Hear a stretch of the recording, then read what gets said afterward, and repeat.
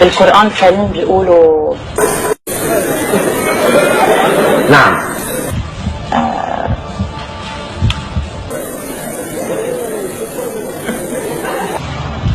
اللهم لا شماتة.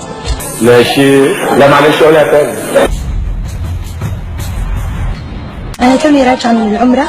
إيه يا شيخ؟ صلاة وقراءة قرآن واستغفار. إيه يا شيخ؟ ودعاء إنه نكون مثواي الجنة. إيه بقى يا شيخ؟ حيعيط من الإيمان والتقوى. أنا بصلي وبرمضان بصوم وما بقطع فرض من صلاتي. أنا بخاف أظهر من بيتي ما أكون يعني على سجادة الصلاة مصلي، بخاف يحصل لي شيء على الطريق. طيب اللي بيعمل بتحاسب عند ربنا. اللي عليه ويكلم. أنا متخرجة على فكرة من كلية الشريعة الإسلامية، حافظة القرآن والحمد لله بقيم كل فرائض الحمد لله، وبصلي وما أقطع صلاتي وما أقطع القرآن والحمد لله يعني عندي خوف من الله كبير. أنا ما خافش غير من ربنا سبحانه وتعالى. والله أنا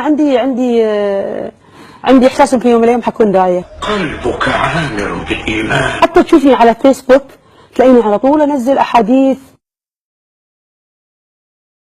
أنزل قصص، أنزل أدعية. والله صحيح. في شيء ما في فارق شنطتك ابدا، شو هو؟ المصحف. صباح الخير يا طهرة. صباح الخير يا عفيفة. والله ما عايفين الا بدعائك يا حاجة. كثير بيجيني هدايا قرآن كريم، يعني صار عندي كثير بالبيت. تحفظي صور من القرآن؟ ايه بحفظ صور من القرآن وبقرا الحمد لله قرآن كثير.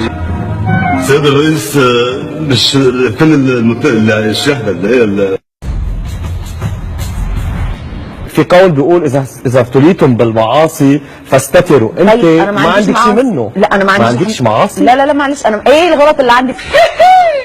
قطيع. انت برايك ربنا حيسامحك على اللي عملتيه؟ انا على قد ما اقدر بحاول ان انا على قد ما اقدر ان انا ارضي ربنا. ودايما بدعي دعاء ربنا اللي يعلمه. شو هو؟ اللهم احسن خاتمتي. بس كيف بده الله يحسن ختمتك وبعدك هيك؟ ده اللي هيك ايه؟ انا ما بعملش حاجه، انا اذا كنت بعمل ايه؟ لا البيت ده طاهر وهيفضل طول عمره طاهر. يمه المطهر.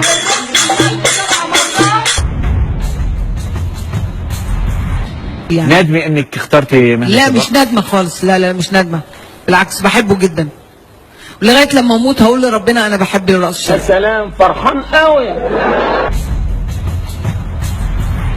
انا بدي اقول انا هون بتعارض مع حسن، لانه نحن في فيروز وحده بالدنيا، ربنا ما راح يخلق غيرها. صح. لا معلش ربنا قادر يخلق كل شيء. يوما ما سلمنا جبل، التقيت برب العالمين على ابواب الجنه، وتوقع منه يقول لك يا نانسي شو كفيل الجمله، يا نانسي أنا عم بتعب جهدي قد ما فيي، فأنا معيشة على الأرض وبالحياة إنه بس واجه ربنا يقول لي يا نانسي تفضلي ونص.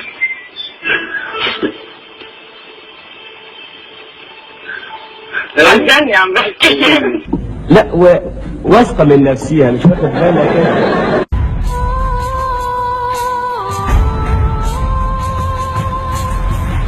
قلتي حلمت انني كلمت ربنا وقلت له انا مش مصدقه كلام الانبياء. ودي فيها حاجه يا جماعه؟ هو انا معاك مش ربنا بالاديان السماويه؟ لا مش بقول له في حاجات في الاديان انا مش مصدقها. هو انا ممنوع ان انا اكلم ربنا في حاجه؟ خليني اشوف معاكي. حلمت حلم كده انه انا كلمت ربنا في مكان فاضي كله بحر وصحراء. كلمت ربنا قلت له يا ربي في حاجات من اللي الانبياء بيقولوها انا مش مقتنعه بيها، مش نبي واحد كلهم يعني، فلو انا غلط سامحني انا مش قادره، عقلي مش قادر يجيبها. ايه الغلط؟ زي ايه؟ لا في حاجات كتير في الاديان، كل الاديان في كل حاجات كتير قوي بتتقال عقلك ما بيجيبهاش، لكن بيقول لك قومي بيها كده ما تفكريش. فانا بقول انا بفكر فمش قادره عقلي يتقبلها. في حاجات كتير جدا ما عملتش حاجه غلط لاني مش مقتنعه. ايه الغلط في ده؟ طب ليه ما سالتي مختص في هذا الشان في الدين الاسلامي؟ وما اقنعنيش، سالت ناس كتير وما اقنعونيش. عقلي مش بيجيبها، لازم اخدها غيبيات يعني ان انا